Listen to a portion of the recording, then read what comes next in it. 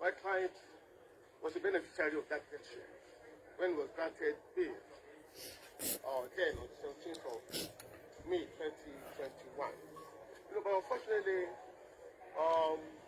the bail condition, part of which were met because we asked to pay a bail bond in the sum of 500,000 naira in the court registry account, which we did. Then the second bail condition was a blood relation of fees, so that was readily available. But the third condition is the minimum of level 16 officer from Lagos State Civil Service had been the problem. Because of the controversial nature of the case, the case, the defendant had been so much sort of demonized or castigated, or even thus convicted in the court of social media, as you all know. So this scared some of the impending shortage away. Then two of them too, they backed out at the point of obtaining letter from from head of service office, because 16 of what is like talking of deputy director office. So they are scared of the government involvement, where they have that opinion or impression, we don't know, but they believe that government has an hand in the travail of our client. So many of them backed out too, eventually, because they said they don't want their retirement benefit and whatever to be jeopardized, since they are getting close to their retirement. So this has now made a problem for us. We have been on it for so long. We have tried our best, and it's so difficult to meet that big condition. And despite the fact that the DPP representative came to court to inform the court that they had filed information at the High Court, we still made bold to make application for bail, because you can see his condition, the way he's living, then the way it's so depreciated and whatever. So that's the reason why we made that application. But we knew as well, that the court... The sitting today, has it been granted bail? And I heard about... No, it was that... The case been handed over to the High Court. Then, but yes, that is the premise upon which the bail was retrieved there. Because the information we had is that information has been filed at the High Court, and that has necessarily robbed the court here of jurisdiction in the matter. And that's why the court has refused to grant bail. Your name? Kayode Olabiro. And Kayode Olabiro.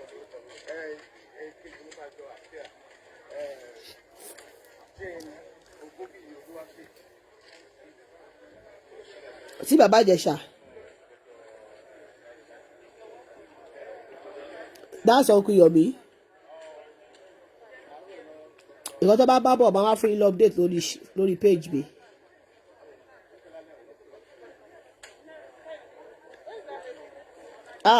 Má ṣe o. Ẹ̀wọ̀n mọ́tò tó fi gbé Baba IJESHA wá. Okay, the cocoa from all the English where the lawyer speak, Mr. Kaya, the lawyer to Baba IJESHA, they talk say they meet some bare conditions, but get some bare conditions where they fit no meet from 14th of May when authorities for Lagos been granted an original bail.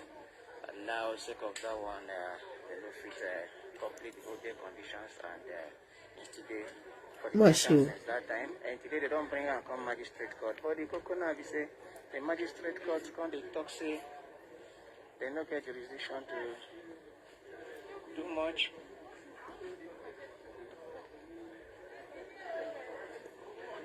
Magistrates say because government don't carry the matter, go file for High Court because of that one.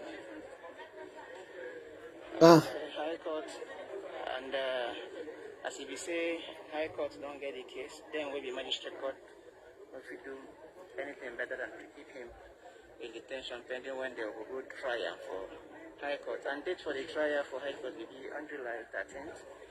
And that one, I think, will go with the ground now. And as it be, Fabiyi just shall remain for detention. that particular. Hey! Now him be the people with their ground. So What's that about? traditionally in the morning when we be come around, we be think say better good news will come out for Baba IJESHA. But as it be, the Rekoko with their ground. We say court no be free and he go there for court. He go there for detention until at least I think of July 20. Ah! Ah!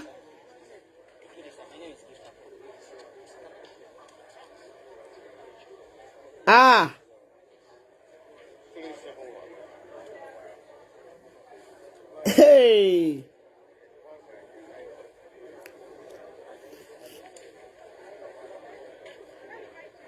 Ah!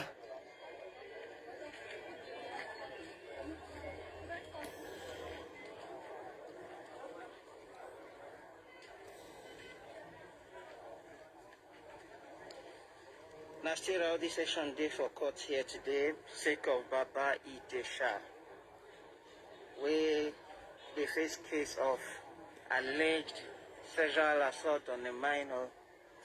At the time, court can grant judicial authorities for Lagos can grant bail with some conditions where we just learn to they say he meets some of those conditions, but he no meet all of them. And those who say no meet na keep am for 30 now, and they can't do another application for bail for this magistrate court, where can lead to the magistrate saying he has a government for Lagos don't carry these case already go high court, and as they carry and go high court, him no fit can decide against what him the high court go talk. So he say may they still keep Mr.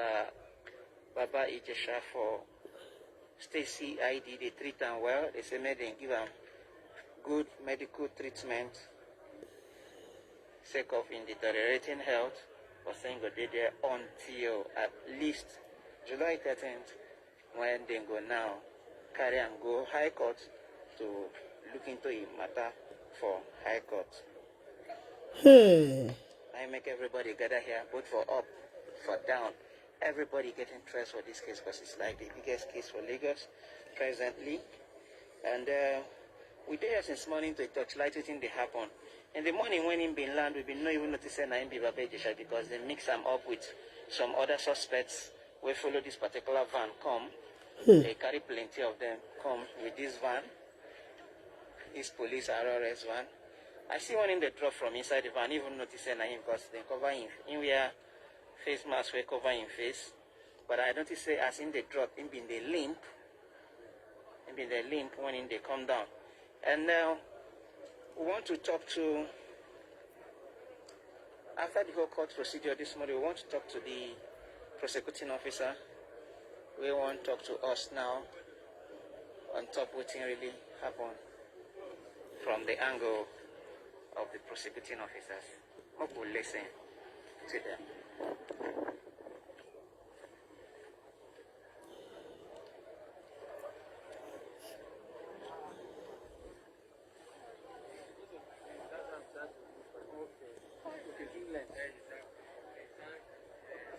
Ah! Why would they wait for the prosecuting officer to come talk to us to show you a clearer picture of IJESHA? Where instead they talk with some people we come to commiserate with and we come to condole. Ó ti ní táwa fílẹ̀ wọn gbé lọ federal. Wọ́n ti wá gbé bàbá IJESHA lọ federal o. Yomi Fabiyi, we don't do in corner for a while. They talk with another Mr. IJESHA and him wear blue, so really same face. So.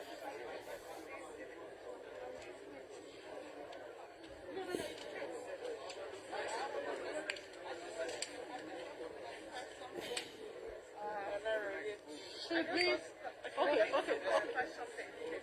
We won't ask you any question. You'll be the one to just, you were saying you want to clarify. Yes, truly.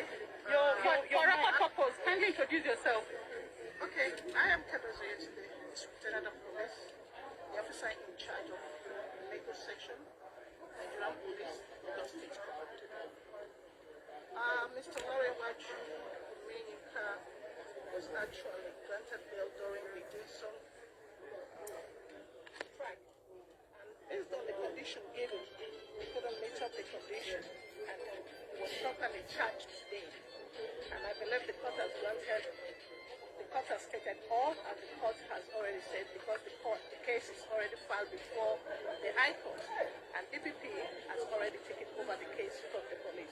So presently, we have handed over to the DPP, so the case is before the DPP. There is nothing involving the police again on the matter, so the case is left for the DPP to handle. DPP ẹ ṣé o. I already mentioned my name. Okay, Kadoso Yetunde is Superintendent of Police. Thank you.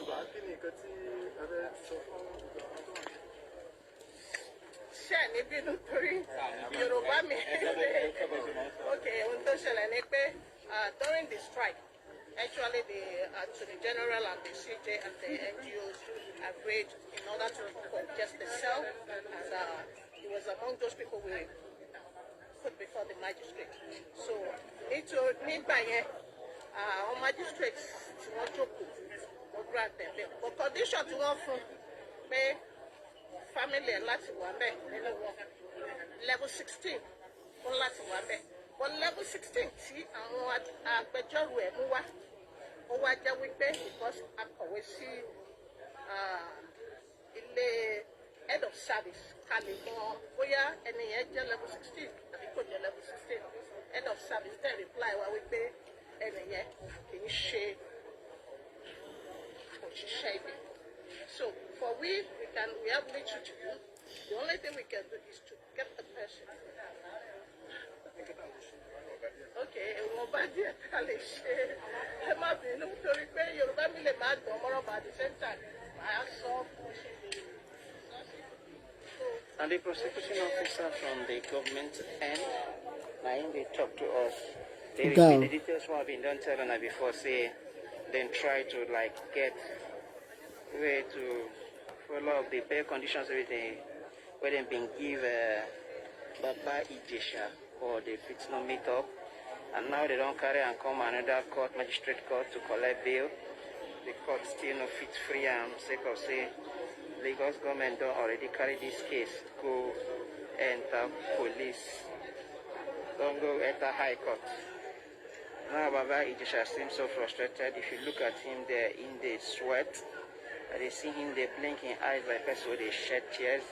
When in the waka from inside the courtyard, they come out this morning. I notice say him they limp, and even now still they limp up till now. What's you? That one be the cocoa of the situation where they happen here for Lagos. You'd like to move them now into the Black Maria. Allah Akbar. Wallah.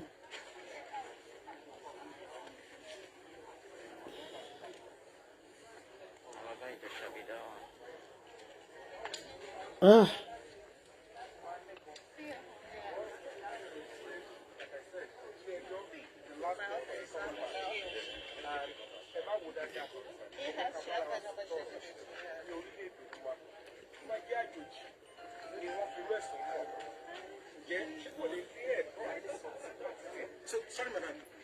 By now, Wọ́n jẹ́ kó sọ̀rọ̀.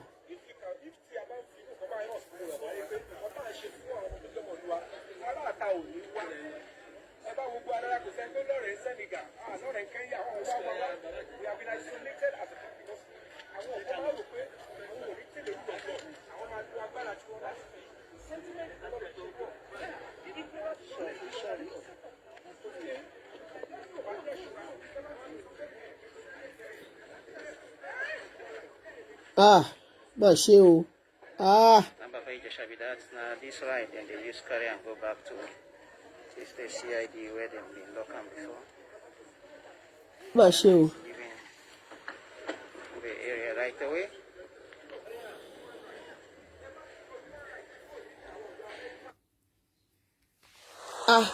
who is this girl? Police escort way they follow and they come out as in, they come out so.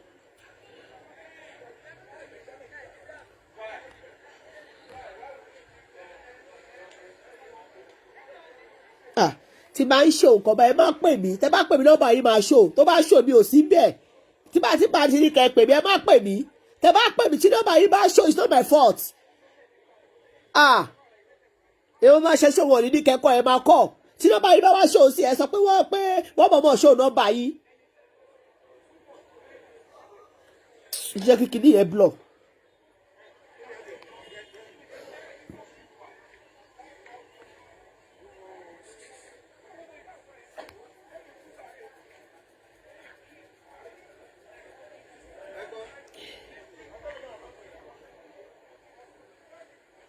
Mi ò máa kọlù kiri. Okay, Baba IJESHA is about to go. More here, Mr. Yomi Fabiyi, we've been there with them since morning. Even though they're missing English with Yoruba, we'll listen to her right away.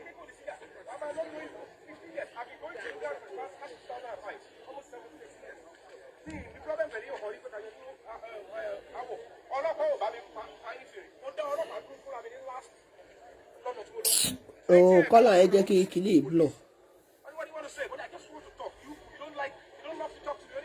You've not done anything. Because you are treated only a being. You are the day you baba mi. Come and share me and ìdí rẹ̀ tó jẹ́ pé ẹlòmíràn ni mà wọ́n máa dáwọ́ jọ wọ́n tún mú pálí wọ́n tún mú lọ ṣọ́ọ̀ṣì àbí wọ́n ṣáláṣí olúwa jẹ́ kọ́ mi sákúrò olúwa bẹ́ẹ̀ jẹ́ ọ̀nà ṣẹ́rú lórí ìbò nítorí pé láìsí àbámọ́lẹ̀ bí bá ṣe wà bí sí àwọn tí ó mọ̀ kan àwọn tí mọ̀ wọ́n burú wọ́n ní wọ́n pè rape apologies ìkíní kan gbogbo bẹ̀rẹ̀ kéèsì ìgbàgbọ́ bẹ̀rẹ̀ ariwo rape lọ pariwo. Ariwo freedom fight láàrin èmi àti ẹgbẹ́ kí n sọ̀rọ̀ bí ẹlẹ́ran ara torí pé mo rí pé ọ̀pọ̀lọpọ̀ sọ̀rọ̀ pa ẹ̀. Ẹ bá wo ẹni yìí wọ́n pè wá ni. Wọ́n pè wá. Tó bá jẹ́ pé lóòótọ́ ló fẹ́ kí àwọn ọmọ Nàìjíríà gbà pé ẹni yìí ó freedom fight ni ó máa ń bọ̀ wọ́n kékeré sùn. Jọ báwo ni o ṣe máa sẹ́ẹ̀tì èèyàn tó pé freedom fight tó máa sẹ́ẹ̀tì ọ̀ pẹ̀lú grown teenager? Báwo ni freedom fight ṣe fẹ́ wà attracted fún ẹni tó ti da bàlágà? Báwo ló ṣe fẹ́ wà attracted sí? So ṣé àwọn òyìnbó wọ́n mí ní freedom fight ni? Àbí wọ́n kàn máa gbóyìnbó yẹn wọ́n ní ọ̀pẹ tá a bá ti lò kò sẹ́ni anybody can be demonized with social media. There is that woman that called me. Òun ló jẹ́ kí kámẹ́rà yẹn blow. I don't know why. Let me clean it. And that is why you have to raise your child. Bá ọmọ ẹ sọ̀rọ̀, omi, o sọ lórí social media, o sọ̀rọ̀ nǹkan Wọ́n máa lè jí ẹ bẹ́ẹ̀ o. Àrídájú tó lè sọ̀rọ̀ pa ẹ̀. Tí ó bá ṣe bẹ́ẹ̀ tó bá jẹ́ ẹ̀rọ, ègún ẹ̀ ó padà bọ̀, kò ṣe pé tó ló jẹ́ sórí social media. It's going to work like a kinetic energy. A just society will be calm. Wàá farabalẹ̀ tó bá ní ìmọ̀ tó tó ẹ dáadáa. Tó bá gbọ́ ẹjọ́, rẹ̀ kọ́kọ́ sọ yìí, ẹ̀sùn kan fi parí. Okay. Títí tó bá fi parí, tó bá fi ṣe ìdájọ́. Thank you, Jare. Suspect ló máa pè é náà.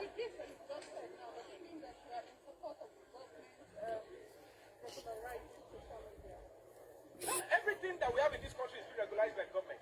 But I would never support abuse of human rights on social media. Everybody, but unfortunately, our gross human rights abuse, that one you know, English.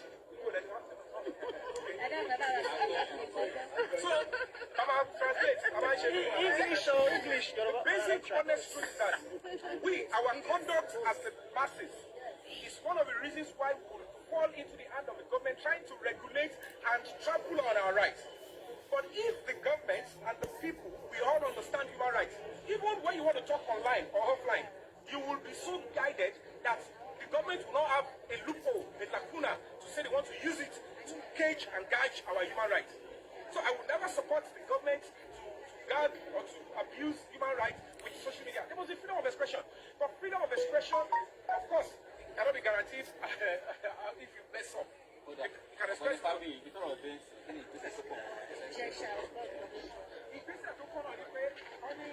Okay, they're about to round off this broadcast this morning. Oh, it's already afternoon. We've done there for magistrate court here for Iyabo magistrate court since morning. They wait the trial of Nollywood actor Baba IJESHA. We the face case of alleged sexual assault on a minor. This case don't they on for about 2 months. Why the case they on now when judiciary workers for Lagos and Nigeria begin their strike, we make the no fit arena. But later on, we notice say the judicial officers and authorities for Lagos later grant and bail with some conditions, but Baba IJESHA no fit meet those conditions. He meet some, he no meet some, and that one can't keep on for sale till now. Today they carry and come magistrate court to see if they go fit secure in release, but at the end they no fit secure that release. The magistrate said may they still keep on for sale for state CID until July 13 when they go bring in case come out for high court. This na sake of say government already carry that case go high court. Since morning when everybody they here gather they wait. Now this vehicle where they use bring Baba IJESHA about 3 hours ago, 2-3 hours ago to magistrate court Yaba. I see when he step down from this particular court, but when they step down, notice say in the limp, and later they come carry and go inside court where they stay, do the whole court proceedings, and at the end the court say they no feel let them go, say in go stay.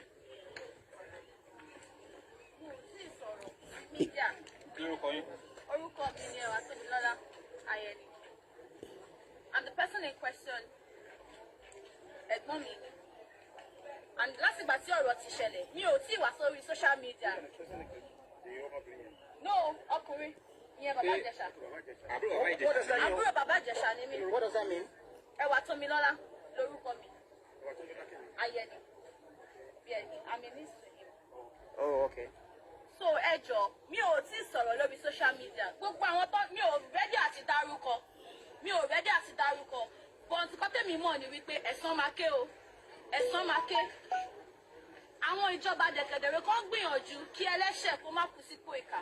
Àbí kí olódodo. Because agbẹ́jọ́ ẹnìkan dá àgbọ̀ṣìkà ni. Kí ẹlẹ́ṣẹ̀ kó má kú sípò ìkà. Torí nǹkan tí ó ṣẹlẹ̀ yìí kò mọ́wọ́ kò mẹsẹ̀. Káwo náà kí yóò gbìyàn pé lágbádá wa ẹ̀dẹ̀ set kámẹ́rà.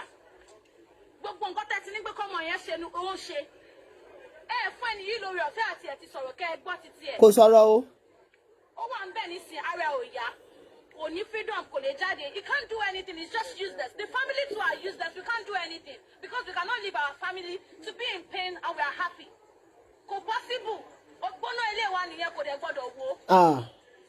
Mi ò ready àti dárúkọ anybody. I am not ready to mention name and I'm not going to mention name. But this person, tó bá yẹ pé ní tòótọ́, Ìgbé Ìjẹ̀ṣà ṣe nǹkan tó ṣe, ìyá ìyàwó ẹ̀ wà ń bíbá, ìyá ìyàwó ẹ̀ ò ní support ẹ̀ o. Defilement kan pariwo 7 years ago tí gbogbo èèyàn bá mọ nǹkan tó ṣẹlẹ̀ sí Ìjẹ̀ṣà tí àwa ẹbí ò lè sọ síta. Bẹ́ẹ̀ni. Ọ̀sẹ̀ bá ṣe ríyàn pé owó aṣọ tẹ̀yìn rí nínú fíìmù ẹ̀rọ pé ó ń lì. Ó wá happy. Ìjọ mélòó la fẹ́ lọ máa rojọ́ tèmi fún pé báyìí ni tó ṣe ṣẹlẹ̀. Bẹ́ẹ̀ni, Princess Igbomo, she know what happened to Baba IJESHA. And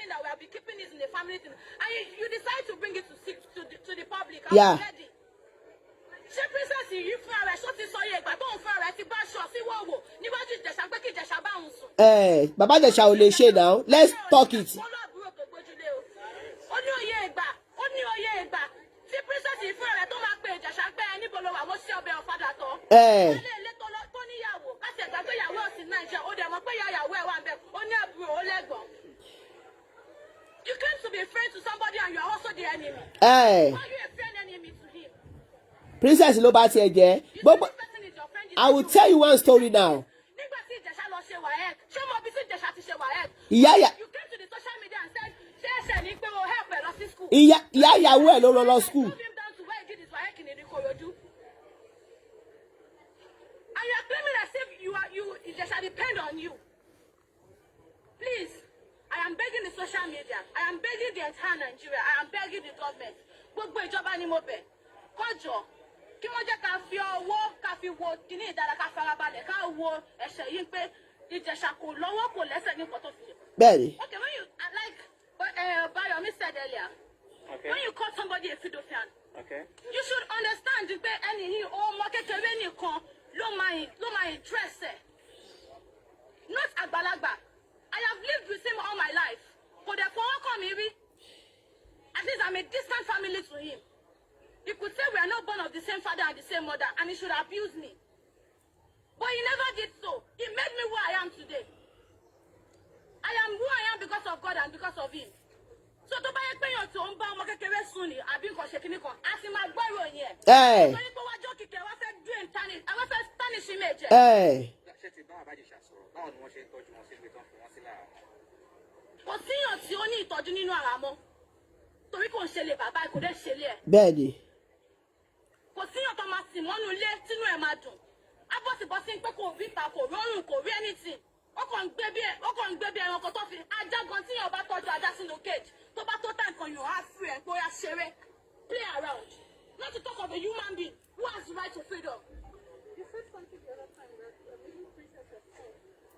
Ṣẹ́rí 7 years ago ẹ jẹ́ kí n sọ àṣírí fún yín. Say it even to her front. Numerous times she has opened herself. Princess herself as Princess Adebisi, the comedian, you know. As off her clothes that Ijesha Kí bá not sex with kó her. bá òun sùn bẹ́ẹ̀ ni. You said Ijesha refused you because he's a married man. You now said you are going to show him. The other day, lọ́jọ́ náà, Yorùbá ló fi sọ, màá fi ayé wọn ẹ̀. Ṣé bó ti fa ayé wọn sí? bẹ́ẹ̀ ni. Kóhùn náà kó má kú mọ́. Òun fúnra rẹ̀ náà tó lóun fẹ́ fa ayé wọn sí, kóhùn náà má kú mọ́. Ṣùgbọ́n àtìyàn tó jẹ́ àtìyàn tí òun mọ̀ nípa ẹ̀ Ọlọ́run má jẹ́ kẹ́ lòmíì kó san ìkọ̀kọ̀ gbọ́dọ̀ ṣe láre. kò gbọ́dọ̀ ṣe. Gbogbo ọjọ́ ṣe Ìjẹ̀ṣà. Torí gbogbo eré tí wọ́n sá wọ́n grant ẹ̀ bail ẹ̀ jẹ́ kó ráyè jáde.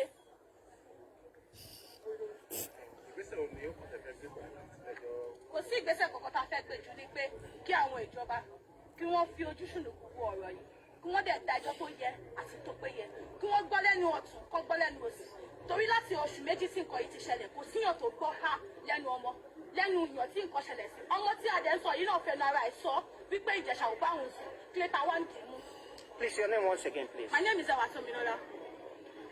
Ṣẹ́rí ẹ jẹ́ kí n sọ àṣírí kan fún yín 7 years ago àṣírí tẹ́ fẹ́ gbọ́ tí princess fẹ́ kẹ́ gbọ́ màá sọ fún yín. Story coming from ẹ jẹ́ lo ẹ̀ torí mi ò ní pẹ́ pa ṣáàtì I'm still coming back maybe tomorrow or next tomorrow màá wá ṣe ṣáàtì Ọlọ́run àti fún mi lálàáfíà dáadáa. Àṣírí tẹ́ fẹ́ gbọ́ màá jẹ́ kó yé yín sí princess 7 years ago bàbá Ìjẹ̀ṣà ò lè ṣe sọ̀rọ̀ mi yé yín kò lè ṣe ó pẹ̀lú kan tí ó da ìgbéyàwó ẹ̀rú pẹ̀lú ìyàwó ẹ̀ àṣírí yẹn lẹ̀ ń gbọ́ lé ní báyìí ó pẹ̀lú nǹkan tó fa separation láàrin òun àti ìyàwó ẹ̀ gbogbo ìgbà yẹn ní princess máa fi bọ́ra lẹ̀ ìyá ìyàwó bàbá Ìjẹ̀ṣà ló rán bàbá Ìjẹ̀ṣà lọ sí school ìyá ìyàwó tí bàbá Ìjẹ̀ṣà fẹ́ òun ló rán bàbá Ìjẹ̀ṣà lọ sí school tí bàbá Ìjẹ̀ṣà ò bá ṣe dáadáa sí ọmọ ìyá yẹn kò ní rán lọ sí school ìyá yẹn dẹ̀ tún gba lọ́ọ̀yà fún ìyá yẹn ó gba lọ́ọ̀yà kan fún bàbá Ìjẹ̀ṣà torí pé princess fẹ́ kí bàbá Ìjẹ̀ṣà dòwú kò rí dán bàbá Ìjẹ̀ṣà wá ń bá ọmọ yẹn ṣeré ọmọ yẹn ṣọmọ kékeré wọ́n pàdé ta nílé princess kan ló ti mọ̀ princess padà gbọ́ pé bàbá Ìjẹ̀ṣà òun àtọmọ yẹn máa ń jáde òun ló fún àwọn pé kí òun fọmọ yẹn gbé bàbá Ìjẹ̀ṣà wá sílé kó òun mọ̀ fọmọ yẹn bàbá Ìjẹ̀ṣà rẹ̀ torí pé wọ́n jọ ní wọléwọ̀de princess náà ló fún bàbá Ìjẹ̀ṣà ní pásítọ̀ tó máa ṣe àwọn iṣẹ́ kan fún tí okú ẹ̀ máa fi gbérí ẹ gbádùn mi àbẹ́ gbọ́ princess fẹ́ yẹ káṣírí ìtújà dẹ̀ máa sọ thank God àbúrò bàbá Ìjẹ̀ṣà ti sọ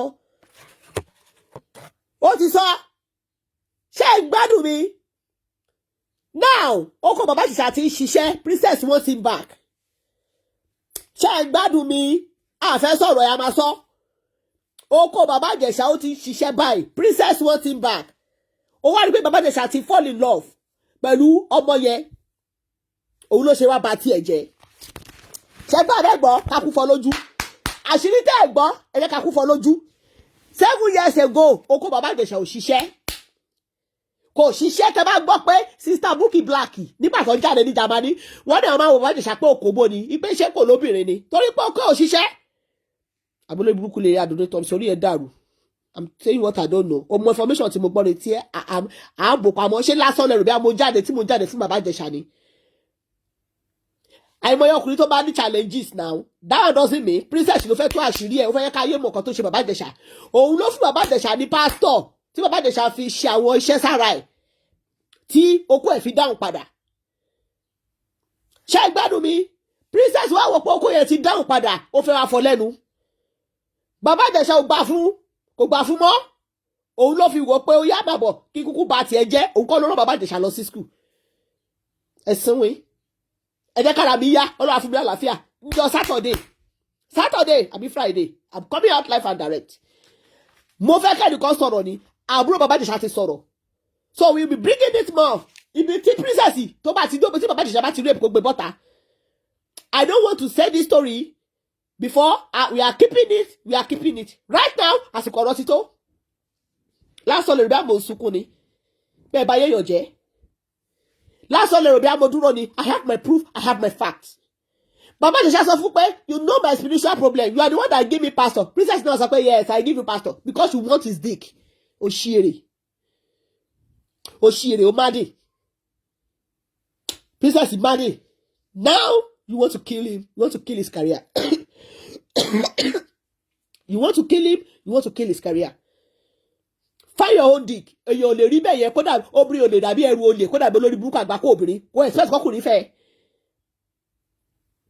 Ìyá ìyàwó bàbá Ìjẹ̀ṣà ẹ̀ ń gbádùn mi. Òun ló rán bàbá Ìjẹ̀ṣà lọ sí school. Ìyá ìyàwó sí bàbá Ìjẹ̀ṣà fẹ́ tó ṣe ìyàwó pẹ̀lú ẹ̀. Fáyìn bàbá Ìjẹ̀ṣà àti ìyàwó ẹ̀ ti crash o. Àìlè ṣe déédéé bàbá Ìjẹ̀ṣà gbà ẹ̀ náà ló tún pẹ̀lú kan tó ba ìgbéyàwó ẹ̀ jẹ́. But ìyá ìyàwó ẹ̀ láìkẹ́ ó ṣe dáadáa sí.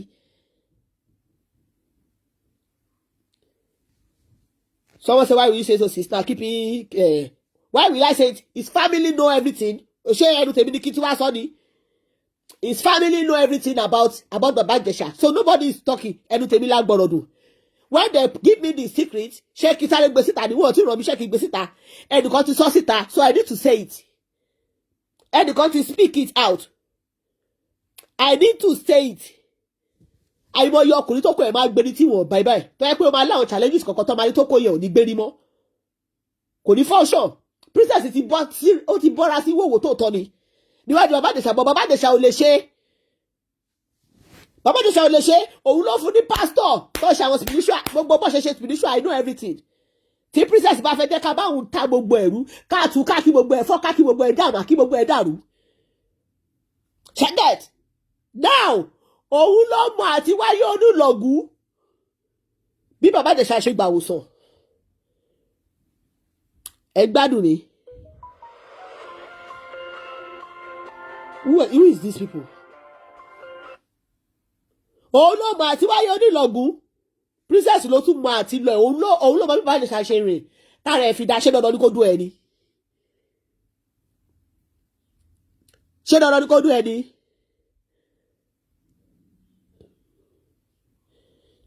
You foolish woman, foolish man, you now come online and nailing the guy pedophile. The way you see Baba Ìjẹ̀ṣà, nígbà tí ti ta Bukky Black bọ́ta, tó ní Baba Ìjẹ̀ṣà táwọn ọmọ ó máa sáfóbìnrin kò lè ṣe, torí kò fẹ́ káwọn èèyàn rí ẹ̀yẹ òun, kò fẹ́ kọ́ rí àṣírí òun. Bukky Black tó sọ̀rọ̀ gbogbo yín wọn mọ́, wípé Baba Ìjẹ̀ṣà ò lè ṣe, kò lè ṣe, ó mọ̀ nǹkan tó ń ṣe. Òun ló ṣe sáfà àwọn obìnrin kò fẹ́ kọ́ rí òun tán, torí àsìkò tí okó ẹ̀ bá máa ṣiṣẹ́ padà. Kò sí gbogbo èèyàn kọ́ ló máa bú pò kòbó okú ẹ̀ ti ń ṣiṣẹ́. Yes, Baba Ìjẹ̀ṣà is perfectly fine and okay now. Princess ò dẹ̀ fẹ́ yẹ kí ó ń jèrè ara ẹ̀ torí pé òun ló introduce ẹ̀ sí pastor tó fi ṣiṣẹ́ fún òun ló ṣe bá tiẹ̀ jẹ́. Baba Ìjẹ̀ṣà ò lè dó. Baba Ìjẹ̀ṣà kò lè dó. Bọ́ bàbá ológun dúdú ò sọ dáadáa ni. Òun ló sọ pé Baba Ìjẹ̀ṣà sọ pé òbó princess ń rùn irọ́ ni. Kò sọ pé ó bo ẹ̀rù torí Baba Ìjẹ̀ṣà ò tiẹ̀ súnmọ́ débi pé ó máa gbóòórùn òbó ẹ̀ pé ó bo ẹ̀rù. Ẹ wo guys ara mi bí mo tẹ̀ ṣe gbọ́ ọ̀rọ̀ tí mo tú ọ̀rọ̀ yìí sílẹ̀ báyìí ara mi fúyẹ́ díẹ̀. Tomorrow is Thursday. Maybe by Friday I will update you guys by tomorrow. Tí bá ṣe strong sí tí bá strong dáadáa lọ́la because mo fẹ́ gbójú síta. By Saturday or Friday my butter ẹ wá gbọ́ wíríwíri. Ṣé wọ́n láwọn gbàdá àwọn ṣìírì àwọn sínwín ẹ̀dẹ́ ká da gbogbo ẹ̀rú ṣèbí wọ́n sọ pé everybody dákẹ́ lórí ọ̀rọ̀ Baba Ìjẹ̀ṣà pé silent kò ní dá fún silent ayé wọn bàbá jẹ́. ṣẹ́gẹ̀t ayé wọn bàbá jẹ́ princess ò ní jẹ́ tán. Baba Ìjẹ̀ṣà kankan gbọ́dọ̀ ṣe mo sọ fún yín pé òun ló ògo family ẹ̀ ògo dídì ẹ̀ òun lọ́wọ́ tó fi ń jẹun. Ó ní bàbá láyé kan tó pa mí lẹ́kùn nìyẹn. Òun ló tọ́jú bàbá ẹ̀ ti darúgbó. Wọ́n ṣèkọ́lé fún bàbá yẹn ni kò ní ìyá láyé mọ́. You want to kill him, you want to destroy his career, you want to destroy his destiny. Ẹ parọ́ ó rape 7 years ó wá ń sunkún lórí burúkú òṣì ikú ẹ̀yà. We say no to terrorist woman. They are saying no to you guys. Which girl is question is minor? Which girl is minor? Ọmọ wo ló minor? Baba Ìjẹ̀ṣà gan ó ṣọ̀kẹ̀ ìgbà tó sọ pé ọmọ 40 years. Ó ṣọ̀kẹ̀ pé ẹgbàá 40 years ìbáwo. Princess gbọ́ confirmation pé Baba Ìjẹ̀ṣà tọmọ yẹn jáde ìta ló ti pàdé kò pàdé ẹ̀ lé princess. òun ló pa lẹ́kún pé àyíká okú ẹ tí òṣìṣẹ́ tí mo bá ṣe tó ṣiṣẹ́ òun afẹ́fẹ́ mi mọ́ ọmọ tí mo nílé ló fẹ́fẹ́. Ilé ẹ̀kọ́ ni bàbá Ìjẹ̀ṣà ti pàdé ọmọ yẹn. Bàbá Ìjẹ̀ṣà ti pàdé ọmọ yẹn ta. Ó kàn jẹ́ coincidence sí pé ọmọ yẹn ọ̀dọ̀ ilé princess ló máa wá. Nonsense sticker kákùrù fún wọn. Àwọn bá yí da gbogbo ẹ̀rú, a máa tú gbogbo àṣírí síta, everything ma catastrophe. Guys, I will be seeing you guys later. Ara mi ti ń yá díẹ̀díẹ̀. Màá tún lo paracetamol mi. Ara mi ti ń yá díẹ̀díẹ̀. Mo ti ń gbádùn, mo ti ń lálàáfíà. Bí mo ṣe tú ọ̀rọ̀ yìí síta, ara mi fúyẹ́. Lè lájúlẹ̀ kẹfẹ́ fi àjọ ọmọkùnrin. Torí pé abóbìnrin abọ́kùnrin. Ṣé ká tọkùnrin ò bá wúlò? A ní láti máa wọ́ ọmọkùnrin náà. Èyó. Why? Don't deny Baba Ìjẹ̀ṣà ní interview. Torí ọmọ kò máa sọ tẹnu ẹ̀. Why don't deny ẹ̀ ní interview? Èyó. Ẹ tí rí kankan. Ẹ̀dìyẹ ló máa ń tàn. Àbí adìyẹ ló máa ń. Tí ẹ̀yẹ ní bàbá yìí fẹsẹ̀ sí. Ó máa catastrophe. Ṣé lásán lè rò bí àwọn okùn Yomi dúró lórí right ẹ̀ ni? Because people knows. Gbogbo àwọn olórí burúkú lórí Nollywood aláyébàjá aláyé bá pòfo. Àwọn olófò ọkùnrin wọn gbogbo wọn mò tọrọ. But because they don't want people to castigate them, they don't want people to bully them, that's why they keep quiet. Wọ́n ní ṣoríire. Lójú wọn báyìí, Baba Ìjẹ̀ṣà máa jáde. Kó yá ṣe bye bye to jati Nollywood industry. Àwọn olófò. Wọ́n ní jèrè. Wọ́n ní ṣàtọ́ jáde. Àti Nollywood o. Àti Tampa o. Àti AATP o. Òfò ni wọ́n. Òfò. Ẹ̀wẹ̀ yìí tèmi. I'll be going right now because mo ní láti pick our mommy ní school. See you guys. I'll be updating you guys. Bó ṣe ń lọ. Ó dàbọ̀. Ṣé o ti rí bẹ́ẹ̀? Ẹ wò mo fẹ́ cut. Ìyí tó bá mọ̀ pé wọ́n bí òun dáadáa lé òun pé ìyá òun àti bàbá òun ló bí òun. Tí bá pa fídíò yìí, wá kọ́mẹ́ǹtì òfò síbẹ̀. Tí bá ní kọ́kọ́ gbé iye ẹ̀ṣẹ́ pèsè kí tó ṣe àìblọ́kì. Lọ́wọ́ yìí, mo ń para, mo ń bínú, mo ń gbóná bí Màdúgùrì. Ó dàbọ̀.